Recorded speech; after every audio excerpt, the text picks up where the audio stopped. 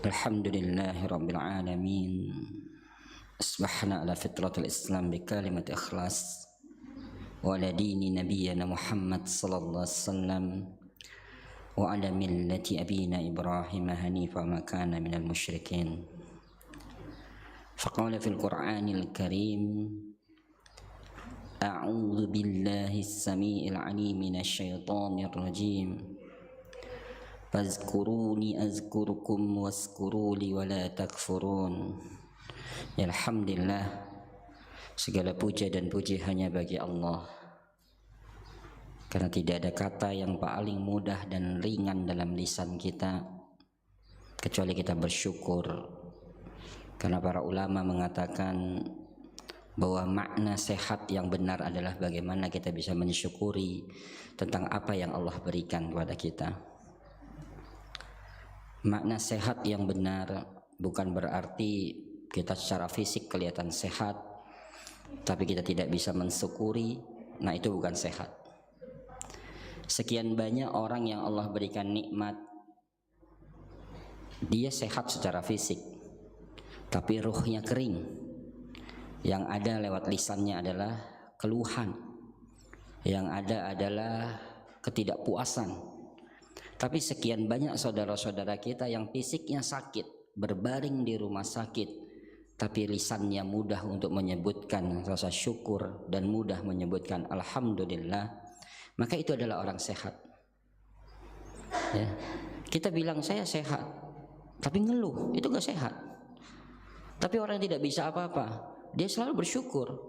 Sebagaimana Al-Jurmi yang Allah katakan seorang sahabat Nabi yang sangat luar biasa, yang Allah takdirkan tidak punya tangan, tidak punya kaki, dan matanya buta, tapi lisannya selalu mengatakan aku bersyukur kepada nikmat yang Allah berikan kepadaku. Dia tidak punya tangan, tidak punya kaki, tidak punya mata, tapi dia mengadahkan kepalanya, lalu hanya lisannya mengatakan aku bersyukur kepada nikmat yang Allah berikan kepadaku. Dan itu kata-kata yang dia masukkan terus setiap hari. Lalu pada saat dia meninggal, seorang tabi'in itu tidak tahu bahwa dia adalah seorang sahabat mulia. Lalu akhirnya dicari lagi orang untuk membantu untuk memakamkannya. Ternyata ada beberapa sahabat yang melihat, dan ternyata apa kata sahabat tersebut? Ini adalah Al-Jurmi, seorang sahabat Nabi yang dicintain oleh Rasulullah, dan dia tangannya dijaga oleh Allah, kakinya dijaga oleh Allah, matanya dijaga oleh Allah, dan nanti akan diberikan nanti di surga. Matanya tidak pernah bermaksiat kepada yang lain selain Allah. Matanya, tangannya tidak pernah bermaksiat, kakinya tidak pernah maksiat, telinganya tidak pernah bermaksiat. Allah jaga semuanya. Nah, maka yang sehat yang benar adalah bagaimana kita bersyukur kepada nikmat yang Allah berikan. Itulah sehat. Nah, ketika kita bicara tentang dapurmu adalah lambungmu, kita bicara dengan dapur, maka kita akan bicara tentang perlengkapan. Ketika orang mau tahu tentang dapur, biasa kita tahu dulu di sana ada perlengkapan masak. Ya, tidak mungkin orang katakan ini dapur, di situ ada tempat tidur. Ya, pasti itu dikatakan bukan dapur. Ya, kita sepakat tuh. Misalnya di dapur ini memang dapur, tapi isinya tempat tidur, ya, udah gitu meja belajar segala macam. Kita katakan ini dapur, pasti orang bilang ngaco. Ya, yang dikatakan dapur adalah tempat di mana kita mempersiapkan hidangan makanan. Nah, itu dapur. Di situ ada tempat cucian piring, ya, tempat talenan untuk bikin masakan, ada kompor, ada perlengkapan untuk masak, itu dapur. Nah, ketika dikatakan dapurmu adalah lambungmu, nah ini adalah salah satu kisah yang menarik, ya, nanti kita akan angkat satu persatu.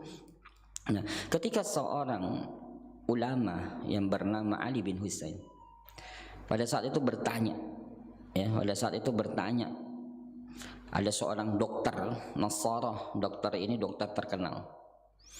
Nah, dokter ini ngajak debat ulama tersebut.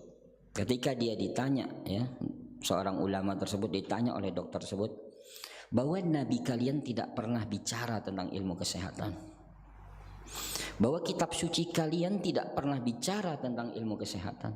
Bukankah kita hidup di dunia, kita harus mempelajari ilmu kesehatan? Bukankah dalam kitab suci yang lainnya itu ada berbicara tentang kesehatan? Lalu seorang ulama itu mengatakan ada. Di dalam kitab suci kami ada diangkat tentang kesehatan. Ya, hanya setengah dalam ayat dalam kitab suci kami yang berbicara tentang kesehatan dan menjadi intisari dari ilmu kesehatan itu. Apa? Sampai kaget dokter tersebut lalu bertanya, apa itu? Makan dan minumlah tidak berlebihan. Ini menjadi intisari dalam ilmu kesehatan. Ya, jadi tidak ada dalam konteks dalam Islam, ya, bahwa sesuatu yang sudah benar, yang sudah baik, yang sudah halal dan sudah taib, yaitu dilarang. Tidak ada dalam Islam. Yang ada adalah batasi jumlah. Ya, jadi misalnya nasi, oh haram, siapa yang mengharamkan nasi? Ya, oh nasi tidak baik, siapa yang mengatakan tidak baik? Yang membuat tidak baik itu adalah dosisnya, jumlahnya, takarannya, itu yang tidak baik. Nah, yang mengatur itu siapa? Kita. Ya kan? Jadi jangan salahkan bendanya. Nah, kalau kita katakan nasi tidak baik, loh yang dulu-dulu baik. Ya. Bagaimana orang tua kita mengatakan memakan nasi itu jangan panas-panas, nasinya didinginin dulu. Nah sekarang dalam kajian dalam ilmu kesehatan ternyata gula dari nasi yang hangat itu 2 kali lipat dibandingkan dengan nasi yang dingin. Nah yang salah siapa? Kita. Karena nasi panas enak pakai sambal, pakai sayur segala macam, wah itu sip dah. Nah berarti yang salah siapa? Kita. Ya, jadi tidak ada sesuatu yang sudah halal, sesuatu yang baik nanti dikatakan bahwa ini tidak baik, ini akan berefek. Ini tidak. Yang mengatur itu adalah diri kita. Ya. Maka dikatakan adalah ya, hanya setengah dari ayat dalam kitab suci kami berbicara tentang ilmu kesehatan. Walaupun kata syifa banyak diangkat dalam Al-Quran, kurang lebih ada 4. Ya, tapi para ulama mengatakan hanya sedikit sekali, yaitu makan dan minumlah tidak berlebihan. Itu yang harus dilakukan. Nah, terus ditanya, Nabi kalian tidak pernah mengajarkan ya tentang ilmu kesehatan? Dijawab, ada. Nabi kami mengajarkan ilmu kesehatan tadi. Dapurmu adalah lambungmu. Apa yang kamu makan itulah yang menentukan kesehatan kamu ke depannya. Ya, jadi penyakit kita hari ini, Bu, itu bukan karena kita salah makan tadi malam. Tapi efek dari makan 5 tahun yang lalu, 10 tahun yang lalu baru terasa. Dan saya selalu mengatakan ketika kita bicara tentang ada beberapa statement orang, wah ini tidak boleh dimakan karena termasuk makanan sampah segala macam. Saya katakan tidak ada. Yang membuat sampah itu adalah diri kita. Ya. Kita makan banyak buah-buahan juga, kalau malas bergerak jadi sampah juga di dalam tubuh. Karena Allah sudah mendesain bahwa di dalam tubuh itu ya ada unsur makro, ada mikro, sebagaimana tanah. Maka Allah menciptakan kita dari saripati tanah, maka pelajarilah tentang ilmu tanah. Nah di dalam ilmu tanah itu ada namanya unsur, ada makro, ada mikro. Ya misalnya kita butuh kalsium, nah kalsium termasuk unsur makro, tapi kebanyakan kalsium bermasalah. Zinc, masuk mikro. Ya, kebanyakan zinc ya bermasalah karena overdosis. Sesuatu yang overdosis pasti akan bermasalah. Coba ibu misalnya berzikir, overdosis dari ketentuan yang sudah diberikan, overdosis akhirnya apa? Karena sibuk berzikir terus melayanin suami bermasalah, melayanin anak ya, mendampingin anak bermasalah. Karena apa? Mengejar sesuatu, saya pengen dapat amalan yang besar. Akhirnya kita overdosis, semuanya diberengkalekan, saya hanya hidup pokoknya untuk berzikir saja. Nah ini bermasalah. Ya, jadi diberikan aturan. Makanya saya selalu katakan wujudnya yang sangat sederhana. Contohnya, ini berapa kali saya sampaikan. Ya, orang yang sakit asam urat, emping masalah tidak? Masalah. Ya, tapi satu emping masalah enggak? Enggak. Yang bikin masalah itu adalah tanggung, mubajir, sayang. Ya kan? Coba ibu sakit asam urat makan satu emping langsung cenut-cenut enggak? Enggak.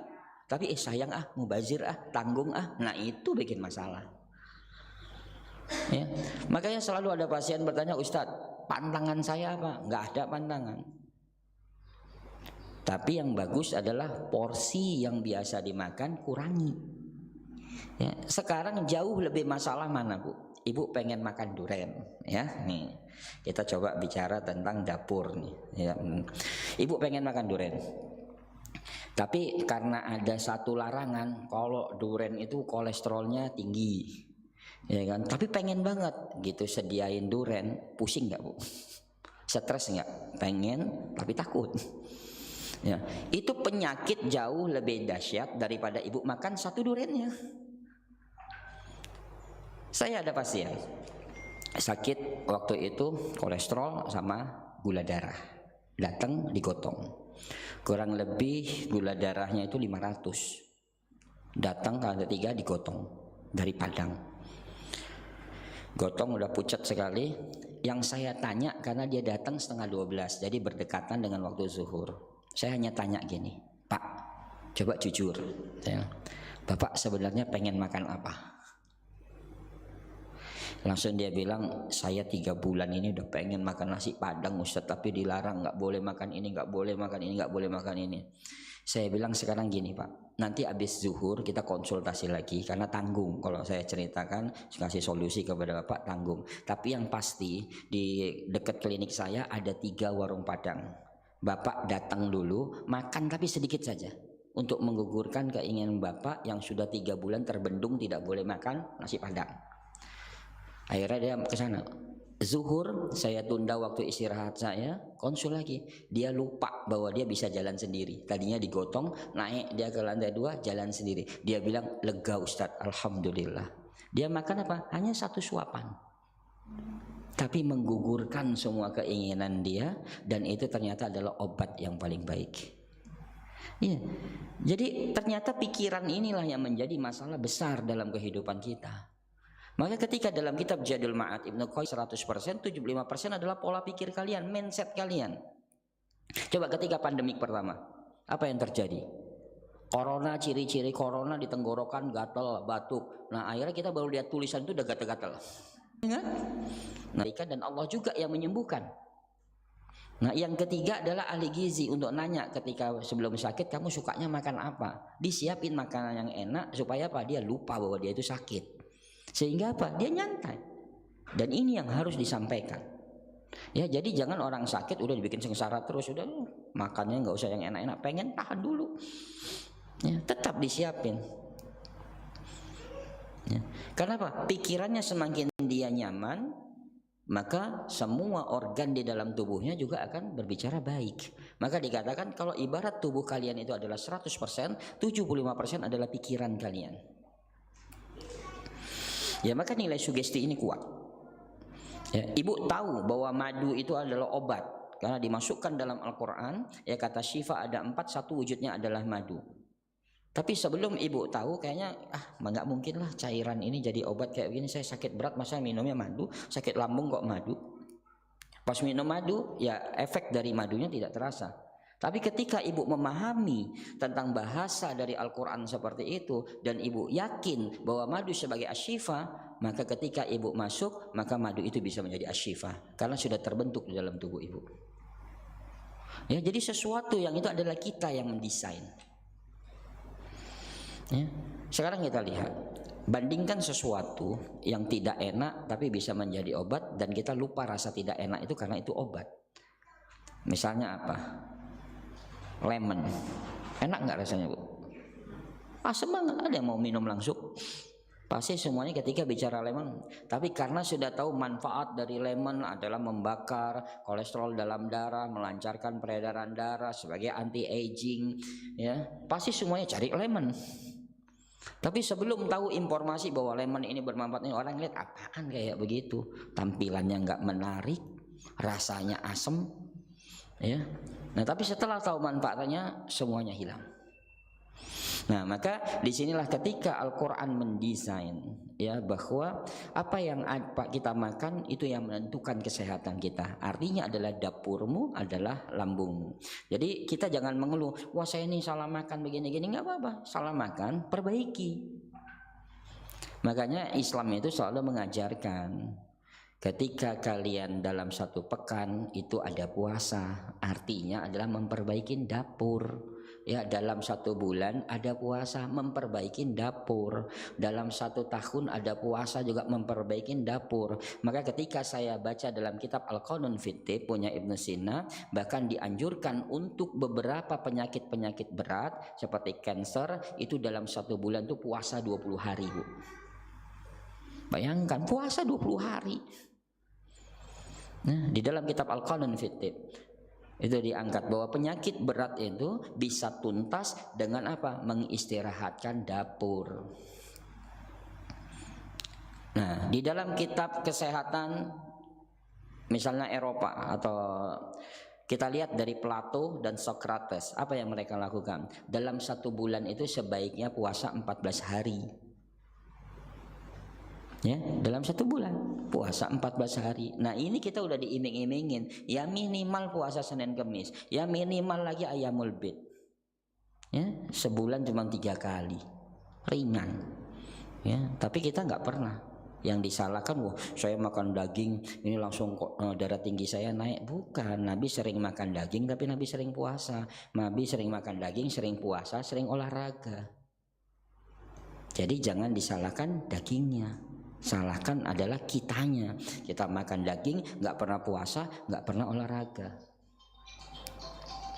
Ya, maka dapurmu adalah lambungmu. Apa yang kita makan. Nah, anak kita sakit, koreksi. Kalau saya selalu ada pasien anaknya bayi sakit, Ustadz ini autoimun, bagaimana ya caranya untuk mengatasi supaya anak saya tidak autoimun, karena saya autoimun, suami saya autoimun. Nah, makanya Islam itu sudah mengajarkan kenapa ketika mau beribadah suami istri itu harus baca doa.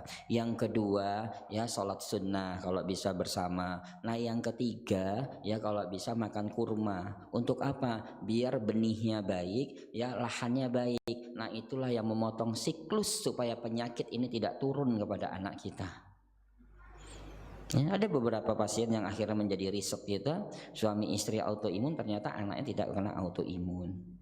Suami istri kena asma, ternyata anaknya tidak kena asma. Ya, jadi sangat mudah bagi Allah sebenarnya untuk memunculkan atau mengangkat penyakit tersebut. Maka koreksi, kalau ada suatu keluarga penyakitnya, maka koreksi dari sumber makanannya. Apa yang diberikan makan untuk keluarganya? Ya, apakah sesuatu yang haram masuk, dari rezeki yang haram masuk?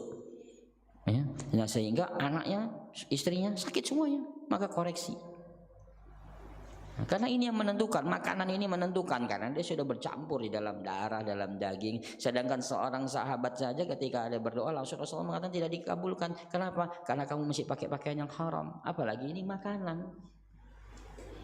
Ya, apalagi makanan. Makanya bicara tentang bab makan, kenapa dimunculkan yang pertama adalah bab iman. Kenapa harus makan, baca doa? Ini kan memunculkan keimanan supaya kita mengintrospeksi diri kita. Apakah makanan yang akan masuk ke dalam tubuh kita adalah sesuatu yang baik? Ya, maka disebutlah nama Allah. Ya, jadi dikatakan oleh Ibnu Qayyim dalam kitab Zadul Ma'ad, setelah 75% itu adalah pikiran, 15%-nya yang menyebabkan kalian sembuh itu adalah pola makan kita. Ya, sehat itu dari pola makan. Maka kenapa dikatakan bahwa lauk pauk kesukaanku kata Rasulullah itu adalah cuka. Ya, jadi Nabi suka makan cuka. Maka ditelitilah oleh Dr. Jamil Al-Qudsi, ya, sebagaimana bab tentang makan digandeng dengan selalu bab tentang sholat. Maka sehari itu makan harus 5 kali, tapi makanannya bukan makanan berat. Nah, setiap sela-sela kita makan di situ dimasukkan cuka. Nah, makanya Rasulullah meletakkan cuka itu adalah di waktu asar. Ya, di waktu asar. Kenapa? Karena biasanya makan berat kita itu di waktu siang, di waktu zuhur. Kita makan daging, makan telur, makan ikan itu di waktu zuhur. Nah, supaya kolesterol jahat ini tidak masuk di waktu malam, maka Rasulullah meletakkan cuka itu di waktu asar. Nah, supaya apa? Hancur kolesterol jahatnya sehingga kita malam lebih nyaman. Maka Nabi selalu makan malam itu bukan makanan yang berat. Ya, Nabi itu kalau makan malam makan gandum, ya, labu, itu malam. Nah, bahkan Nabi mengatakan malah untuk umatku aku haramkan untuk tidak makan sama sekali. Artinya makannya ini adalah makan yang ringan. Nah, kita malam mesti makan berat, ya, mesti makan daging, makan ikan, Ya, bahkan yang sedih lagi, anak kita mau tidur suruh minum susu, lupa adab minum susunya. Adab minum susu apa? Nah, salah satunya adalah setelah minum susu adalah kumur-kumur. Jadi yang salah bukan susunya, yang salah adalah kitanya, karena kita tidak mempelajari tentang adab-adab itu sendiri. Ya, jadi Islam sudah mengatur. Ya, Islam sudah mengatur bagaimana makan yang baik. Ya, diatur dari waktu bangun tidur kita harus makan apa, ya, waktu sarapan jam berapa. Kenapa sarapan itu dikatakan di waktu duha? Karena semua makhluk Allah yang Allah ciptakan termasuk tanaman itu terbuka dapurnya itu di waktu duha. Stomata itu terbuka jam berapa? Ya, terjadi proses fotosintesis dapur pada tanaman itu di waktu duha. Ya, jam 5 pagi mereka siap-siap. Matahari keluar, semua stomata terbuka.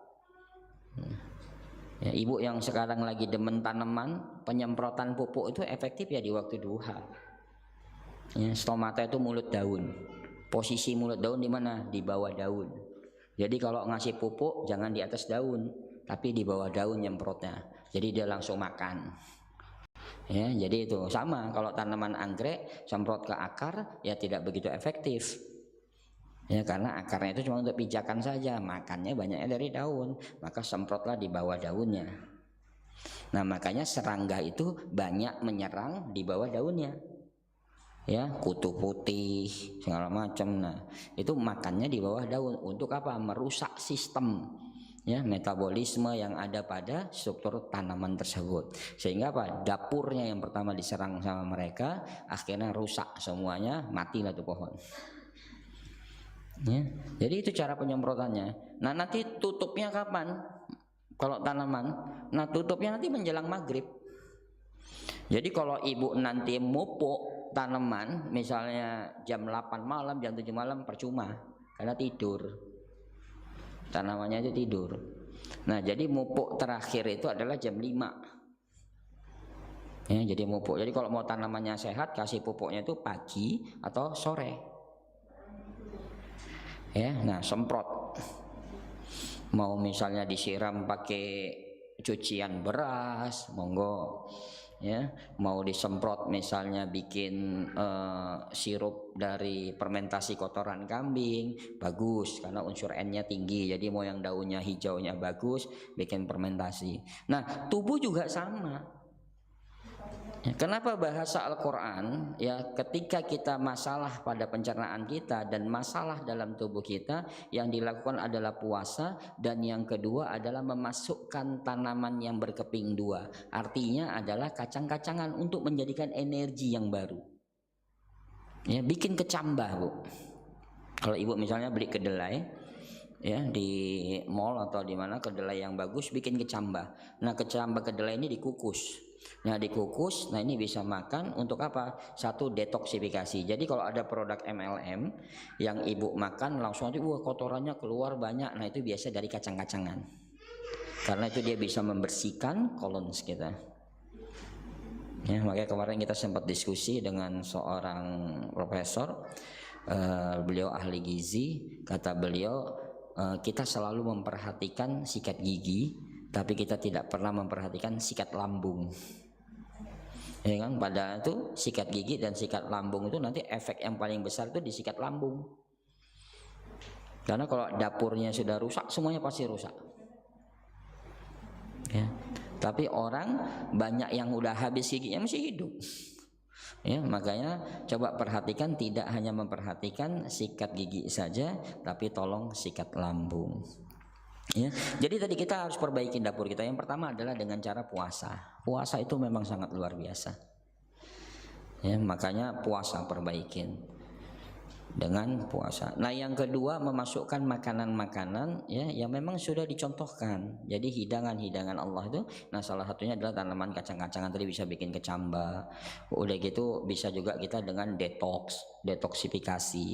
Nah, dulu saya sampaikan cincau, ya, yang paling mudah itu cincau. Makan cincau tapi jangan pakai es, jangan pakai santan, jangan pakai gula. Ini gula pasir. Kalau mau pakai gula aren silakan, bisa, karena kalau gula pasir nanti masalah lagi.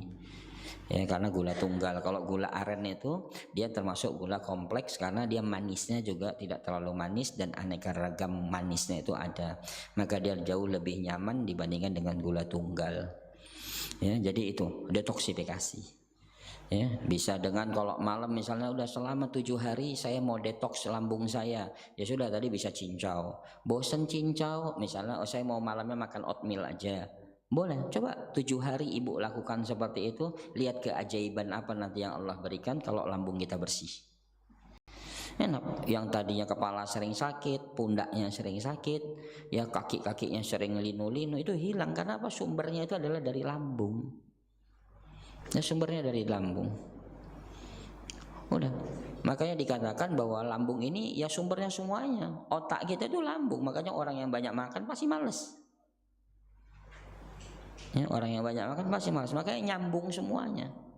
Mana yang tidak dilewatin, mana yang tidak ini. Lambung ini semuanya yang mengatur, makanya pentingnya kita detoksifikasi lambung kita. Ya, bersihkan lambung kita. Maka kalau kita lihat dalam surah As-Syu'ara, ya, dari ayat 78, 79, 80, ini kaitannya luar biasa. Ya, ayat 78 tentang penciptaan kita. Ya, setelah diciptakan, itulah yang dikatakan dalam proses pembuahan, zigot, pembuahan, dan disitulah dunia kesehatan itu bertanya siapa yang memberikan makan di mana fase kegelapan tersebut. Ya, dikatakan udah jelas Allah yang mencukupi makan itu. Allah yang mencukupi. Ini bab tentang iman. Ya, di fase kegelapan, di saat alat belum bisa mendeteksi ya keberhasilan pembuahan. Nah, tapi Allah cukupi. Nah, setelah jadi, maka ayat 79-nya tentang yang memberi makan dan minum itu aku. Nah, setelah kita makan dan minum, salah makan minum sakit, Allah juga mengatakan di ayat 80-nya. Ayat 80-nya apa? Dalam surat As-Syu'ara 80, ketika kalian sakit aku yang ngobati. Ya, aku yang ngobati, kata Allah. Jadi jangan cari selain aku. Jadi kalau kita sakit yang dicari apa dulu? Pusing. Yang pertama bisa jadi telepon dokter dulu. Yang kedua bisa jadi kalau tahu ini telepon ustadz. Nah, nggak pernah ketika kita sakit coba sholat sunnah dulu, minta sama Allah, ya Allah saya sakit, tolong arahkan saya kemana nih? Ya, tapi yang kita sibuk ketika sakit adalah pasti telepon ke manusia dulu. Nah, maka wajar kalau Allah mengatakan bahwa aku itu cemburu kepada makhlukku. Ketika kalian bermasalah tidak pernah langsung lari kepada aku. Apakah pernah ketika kalian mengadahkan kedua tangan lalu aku usir kalian tanpa membawa apa-apa dariku? Apakah pernah ketika kalian mengetuk rumahku lalu aku usir kalian dariku sehingga kalian minta kepada selain aku? Nah, ini tanpa kita sadari. Makanya bab tentang kesehatan ini kaitannya bab tentang iman. Setan ini sangat senang. Tanpa disadari kita ketergantungan ketika kita sakit datang kepada manusia dulu baru kepada Allah, kita sudah syirik. Tapi ketika kita sakit coba kita berdoa dulu kepada Allah, salat sunnah. Minta kepada Allah, ya Allah tunjukkan. Nanti Allah yang menggiring tuh, tiba-tiba connect ke sana, connect ke sini, itu Allah yang berikan. Ketika kena musibah coba salat dulu minta kepada Allah. Jadi jangan duakan Allah. Ya, jangan ketika kena musibah kita minta pertolongan cepat, tapi ketika senang kita lupakan Allah. Nah, jadi kita yang membuat kita tidak adil. Nah, makanya bab tentang sehat ini adalah kaitannya tentang iman. Maka sekian banyak orang yang sakit akhirnya terjerumus ya kepada kesyirikan-kesyirikan. Sakit sudah bertahun-tahun, datang aja sana tuh bawa kambing sembuh. Wah, double syirik itu. Yang pertama udah percaya kepada orangnya, yang kedua memindahkan penyakit kepada binatang. Allah itu tidak berlaku zalim kepada makhluknya. Jadi nggak bisa. Kalau seandainya manusia itu bisa memberikan kesembuhan, karena apa? Penyakit yang sama, ada dokter yang ini bisa memberikan sembuhan, sama-sama penyakitnya, tapi ada datang lagi orang lain dia tidak bisa menyembuhkan, karena tidak ada haknya manusia untuk bisa menyembuhkan sedikit pun. Ya, tidak bisa manusia itu punya hak untuk bisa menyembuhkan sedikit pun. Ya. Gak bisa. Nabi ketika sakit saja sampai malaikat Jibril datang kan. Kalau seandainya bisa, maka tidak perlu ada malaikat Jibril untuk datang menemui Rasulullah. Dan ketika sakit ini kita harus ketemu fisiknya. Tidak ada orang yang sakit dari jauh diobati. Nah, makanya ketika Rasulullah sakit saja malaikat Jibril nggak nemu fisik Nabi, ngelihat kondisi Nabi, maka keluarlah resep yang akan disampaikan. Nah, resepnya apa? Doa. Nah, kalau kita resepnya apa ya, bisa jadi herbal. Nanti kalau kita misalnya datang ke dokter dikasih resep yang bagus, nah ini adalah resepnya. Tapi ketemu fisiknya langsung, tidak ada. Saya datang hanya jarak jauh aja ya, cuma lihat tanggal lahir, nama orang tua, udah duduk, ambil air, siapin, saya transfer energi ke sana, nggak ada. Ketemu fisiknya.